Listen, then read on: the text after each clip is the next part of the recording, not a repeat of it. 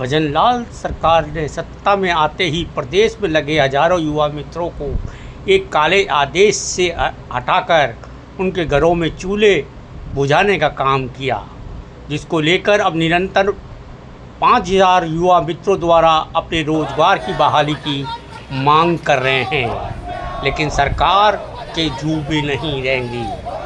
सरकार अपनी इतनी तानाशाही रवैया पर उतर आई है कि टेबल पर वार्ता हुई उसको भी नहीं मान रही है। इसलिए बेरोजगारी में इस दौर पर प्रदेश युवा मित्रों ने इतने ज़्यादा दुखी होकर, पीड़ित होकर और वह सदमे भी सहन नहीं कर पा रहे, जिसके कारण अब तक 6 युवा मित्र प्रदेश में तनावग्रस्त होकर मृत्यु को प्राप्त हो चुके हैं। प्रदेश कार्यकारिणी के अध्यक्ष संजय मीना का कहना है कि हमारे कार्यकारिणी ने आज 7 संभाग स्तरों पर हल्ला बोल डेयरी के माध्यम से अपनी मांग रखना शुरू कर दिया है। आज प्रथम क्रम कोटा संभाग के स्तर से आए युवा मित्रों के साथ एकत्रित कर अर्धनग्न अवस्था में रैली के माध्यम से संभाग आयुक्त के आगे अपने रोजगार की मांग रखते हुए उन्होंने ज्ञापन दिया।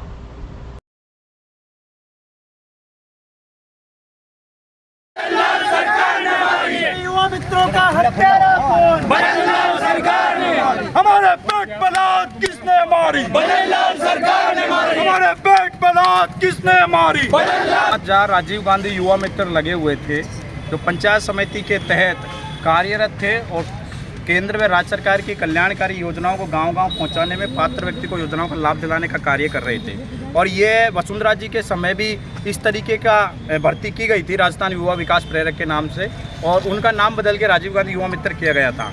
तो निरंतर कार्य कर रहे थे, लेकिन नवनिर्वाचित भजनलाल जी की सरकार ने बिना कोई समीक्षा के, सरकार में आते ही बिना कोई कैबिनेट मीटिंग के एक आदेश निकाला, काला आदेश, कि राजीव गांधी युवा मित्रों की सेवाएं समाप्त की जाती है बिना कोई कारण बताए। जबकि कारण बताना चाहिए कि कोई काम में लापरवाह थे या किस तरीके से, सिर्फ एक राजनीतिक दुर्भावना बस राजीव गांधी नाम जुड़े होने की वजह से। हम भजनलाल जी से कहना चाहते हैं, इन 5000 युवाओं का क्या कसूर था कि आपने इनके, जिस तरीके से आपने इंदिरा रसोई का नाम अन्नपूर्णा योजना कर दिया, इसी तरीके से राजीव गांधी युवा मित्रों का नाम हम अटल प्रेरक कर सकते थे और भी पंडित दीनदयाल उपाध्याय कर सकते थे, लेकिन इन युवाओं का रोजगार छीन लिया। इसलिए हम लगातार 2 साल से लगभग हम हो चुका है, हम संघर्ष कर रहे हैं। 72 दिन हमने शहीद स्मारक पर आंदोलन किया।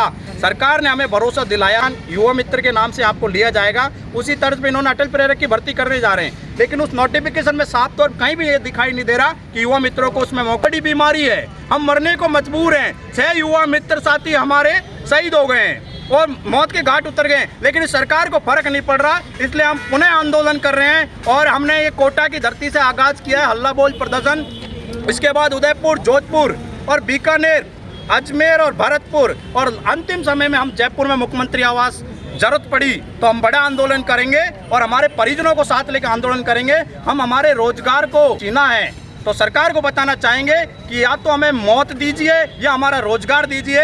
हम राज्यपाल से भी इच्छा मृत्यु मांगने के लिए जाएंगे कि हमें जी के क्या करेंगे, आपने हमारा रोजगार छीन लिया। हम रुकने वाले नहीं है, हमें हमारा रोजगार चाहिए। और पक्ष विपक्ष तमाम राजनीतिक दलों से मांग करना चाहते